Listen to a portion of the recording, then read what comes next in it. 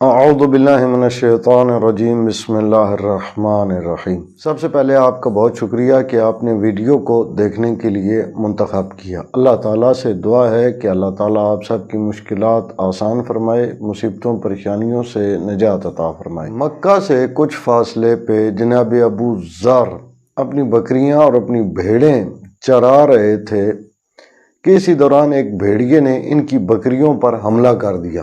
جناب ابو ذر نے اپنے ڈنڈے کے ساتھ، اپنی چھڑی کے ساتھ اس بھیڑیے کو دور ہٹایا۔ کچھ دیر گزری کہ وہ بھیڑیا پھر آیا اور اس نے دوبارہ حملہ کر دیا۔ جناب ابو ذر نے دوبارہ ان بھیڑیوں کو دور کیا۔ تیسری بار پھر بھیڑیے نے حملہ کر دیا۔ جب تیسری بار بھیڑیے نے حملہ کیا تو جناب ابو ذر نے کہا کہ میں نے اس سے بدترین بھیڑیا آج تک اپنی زندگی میں نہیں دیکھا ہے۔ جب جناب ابو ذر نے یہ جملے کہے تو اس وقت بھیڑیا اللہ تعالیٰ کی قدرت سے فصیح عربی زبان میں بولنا شروع ہوا۔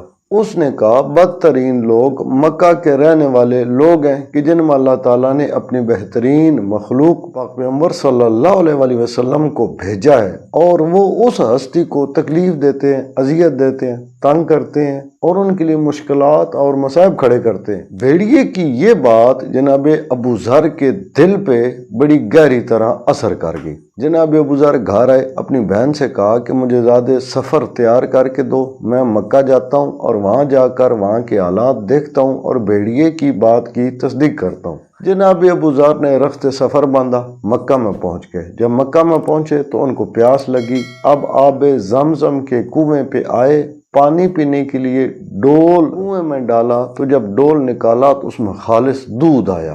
جناب ابو ذر یہ دیکھ کر حیران ہوئے۔ وہاں سے ہٹے تو دیکھا کہ وہاں کچھ لوگ بیٹھے ہوئے پاک پیغمبر صلی اللہ علیہ وسلم کی مخالفت میں باتیں کر رہے تھے۔ اسی اثناء میں ابو ذر کہتے ہیں کہ میں نے دیکھا جناب ابو طالب علیہ السلام تشریف لائے ہیں، اور ان کے آتے دیکھ کر وہ لوگ جو مخالفت میں باتیں کر رہے تھے وہ کہنے لگے کہ جلدی جلدی اپنی باتیں ختم کرو، ابو طالب تشریف لا رہے ہیں۔ جناب ابو طالب علیہ السلام ان کے پاس آ کے بیٹھے۔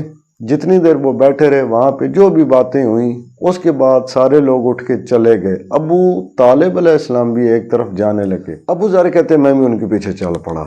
جب کچھ راستہ ان کے پیچھے چلا تو جناب ابو ذر نے کہا کہ تمہیں مجھ سے کوئی کام ہے؟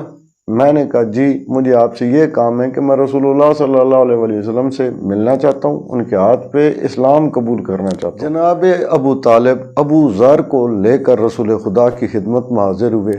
رسول خدا کی خدمت میں جناب ابو ذر نے اسلام قبول کیا، اور جب اسلام قبول کر لیا تو پاک پیغمبر صلی اللہ علیہ وسلم نے ابو ذر سے کہا کہ اب واپس اپنے علاقے میں چلے جاؤ، اور جب تک ہمارا یہ امر ظاہر نہیں ہو جاتا تو ہم اپنے علاقے میں ہی رہنا۔ ابو ذر واپس اپنے علاقے میں آ گئے، لوگوں میں اسلام کی تبلیغ کرنے لگے۔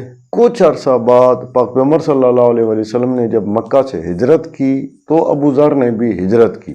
وہاں جا کر مسجد میں رسول خدا سے ملے اور کہنے لگے یا رسول اللہ، میرا دل نہیں کرتا ہے کہ میں وہیں بیٹھا رہوں اور بکریاں چراتا رہوں، میرا دل کرتا ہے کہ میں آپ کے ساتھ رہوں، لیکن میری مجبوری یہ ہے کہ میری بکریاں ہیں، ان کو چرانا پڑتا ہے، اور میرے پاس اتنا مال و دولت نہیں ہے کہ میں کسی چرواہا کو مقرر کر دوں جو میری بکریوں کو چراتا رہے۔ پاک پیغمبر صلی اللہ علیہ وسلم نے فرمایا کہ جاؤ، تمہارا چچا زاد بھائی فوت ہو گیا ہے، اس کا جو مال و دولت ہے وہ سنبھالو اور وہیں بکریاں چراؤ جب تک اللہ تعالیٰ تمہارے لیے کوئی بہترین اہتمام نہ کر۔ ابو ذر واپس آ گئے اور اپنے علاقے میں، اپنے گاؤں میں آ کے بکریاں چرانے لگے۔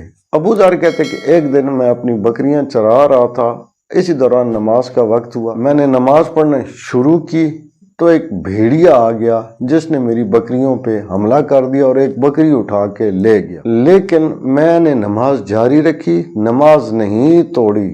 شیطان میرے دل میں وسوسہ اور خیال ڈالتا رہا کہ تم نماز پڑھتے رہے، بھیڑیا تمہاری بکریاں کھا جائے گا، تمہاری بکریوں کا نقصان کر دے گا، لیکن جناب ابو ذر کہتے ہیں میں نماز پڑھتا رہا۔ کچھ دیر کے بعد دوبارہ پھر بھیڑیا آیا اور اس نے پھر اسی طرح میری بھیڑوں پہ حملہ کیا اور بھیڑ اٹھا کے چلتا بنا۔ کہتے ہیں پھر اسی طرح میرے دل میں شیطان نے وسوسہ اور خیال ڈالا کہ تم نے نماز جاری رکھی تو بھیڑیا تمہاری بکریوں کا نقصان کر دے گا۔ کہتے ہیں لیکن اس کے وسوسے پہ میں نے کوئی دھیان نہیں دیا، نماز جاری رکھی۔ اسی دوران میں نے دیکھا کہ ایک شیر آ رہا ہے جس نے بھیڑیے پہ حملہ کر دیا، بھیڑیے کے ٹکڑے ٹکڑے کر دیے اور میری بکریوں کو اس سے آزاد کرا کے واپس میرے گلے میں لا رہا ہے۔ جب اس نے میری بکریوں کو میرے گلے میں چھوڑا تو اس نے ساتھ ہی فصیح عربی زبان میں اللہ کی قدرت سے بولنا شروع کیا اور مجھ سے کہنے لگا کہ ابو ذر اپنی نماز جاری رکھو، اللہ تعالیٰ نے مجھے تمہاری اور تمہارے ان بکریوں کی حفاظت کے لیے مقرر کیا ہے۔ کہتے جب میں نے نماز مکمل کر لی تو میں نے اسے کہا کہ میں پاک پیغمبر صلی اللہ علیہ وسلم کی خدمت میں جانا چاہتا ہوں، تو اس نے کہا کہ جاؤ، میں پیچھے سے تمہاری بکریوں کی حفاظت کروں گا، تم جب پاک پیغمبر صلی اللہ علیہ وسلم کی خدمت میں پہنچنا تو ان کی خدمت میں میری طرف سے سلام عرض کرنا۔ ابو ذر کہتے ہیں کہ میں ان بکریوں پہ شیر کو معمور چھوڑ کے رسول اللہ کی خدمت میں حاضر ہوا تو پاک پیغمبر صلی اللہ علیہ وسلم نے مجھ سے پوچھا کہ بکریوں کو کس کے حوالے کر کے آئے ہو؟ میں نے کہا یا رسول اللہ اس طرح واقعہ پیش آیا، میں نماز پڑھ رہا تھا، ایک بھیڑیا آیا، میری بکریوں پہ حملہ کیا، میں نے نماز نہیں توڑی، سارا واقعہ بیان کیا۔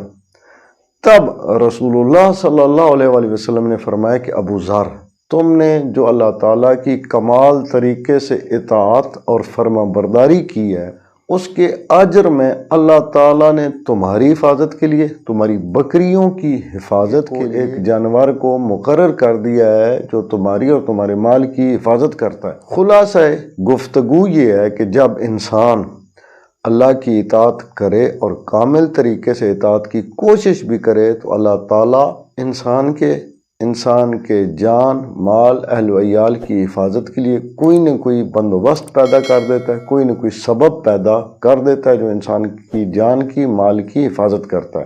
اور اسی طرح قرآن مجید کی آیات سے بھی یہی نتیجہ نکلتا ہے کہ جو بندہ اللہ کی راہ میں یا اللہ کے راستے میں اپنے آپ کو پیش کرتا ہے تو اللہ تعالیٰ اس کے لیے بند دروازے کھول دیتا ہے۔ اگر یہ ویڈیو آپ کو پسند آئے تو اسے دوسرے مومنین مومنات تک لازمی شیئر کیجئے گا، اس لیے کہ اگر کوئی بندہ راہ خدا میں چلتا ہے تو اس کا اجر آپ کے اور بندہ حقیر کے نامہ اعمال میں درج کیا جائے گا۔ اپنا اور اپنے چینل رائے نجف کا خیال رکھیے گا۔ اللہ تعالیٰ سے دعا ہے کہ امام زمان عجل اللہ فرج شریف کے دور پر نور میں تعجیل فرمائے، تمام مومنین مومنات کی حفاظت فرمائے، مشکلات سے نجات عطا فرمائے، آسانیاں عطا فرمائے اور تکلیفوں میں حفاظت فرمائے۔